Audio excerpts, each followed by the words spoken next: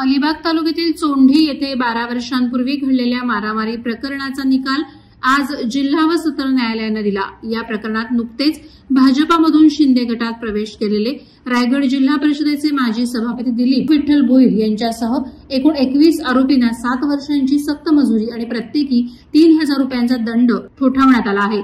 या निकालामुळे आगामी स्थानिक स्वराज्य संस्थांच्या निवडणुकांच्या पार्श्वभूमीवर शिंदे गटाला रायगड जिल्ह्यात मोठा राजकीय धक्का बसलाय। 2013-14 मध्ये चोंढी गावातील एका कॉम्प्युटर इन्स्टिट्यूटमध्ये दिलीप भोईर आणि त्यांच्या साथीदारांनी थळे कुटुंबातील सदस्यांना मारहाण केली होती। या घटनेनंतर मांडवा पोलीस ठाण्यात गुन्हा दाखल करण्यात आला होता। सेशन केस क्रमांक 78/2013 मध्ये प्रमुख जिल्हा व सत्र न्यायाधीशांनी दिलेल्या निकालानुसार दोषी ठरलेले रायगड जिल्हा परिषदेचे माजी समाज कल्याण सभापती दिलीप उर्फ छोटम विठ्ठल भोईर, विक्रम वामन साळुंके, विक्रांत विश्वनाथ कुडतरकर, मकरंद रवींद्र भोईर, विकेश वसंत ठक्कर, भरत अभिमन्यू खळगे, गणेश रमेश म्हात्रे, संतोष वामन साळुंखे, सज्जाद शगीर मुल्ला, गणेश बळीराम भोईर, विवेक विश्वनाथ कुडतरकर, शिशिर शंकर म्हात्रे, हेमंत अनंत केळकर, जयवंत शामराव साळुंखे, विरेश रमेश खेडेकर, प्रभाकर रामचंद्र गवाणकर, प्रसाद दत्ता शिवदे, अशोक शांताराम थळे, मनोज जगन्नाथ थळे, राजेंद्र काशीनाथ ठाकूर आणि विजय राजाराम ठाकूर या 21 जणांना शिक्षा ठोठावण्यात आली।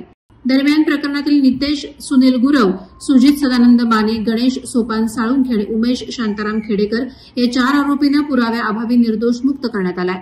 मुख्य आरोपी दिलीप भोईर यांच्यावर अनेक गंभीर स्वरूपाचे गुन्हे दाखल होते। न्यायालयाने दिलेल्या शिक्षेमुळे भोईर यांचे आगामी निवडणुकांमधील उमेदवारीचे मनसुबे धुळीस मिळाले।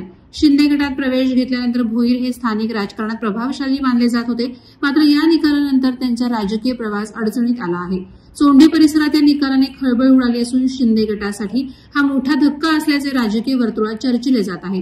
एकंदरीत हा 12 वर्षांपूर्वीचा वाद न्यायालयीन टप्प्यात निर्णायक ठरला असून स्थानिक राजकीय समीकरणांवर याचा दूरगामी परिणाम होईल अशी शक्यता व्यक्त केली जात आहे।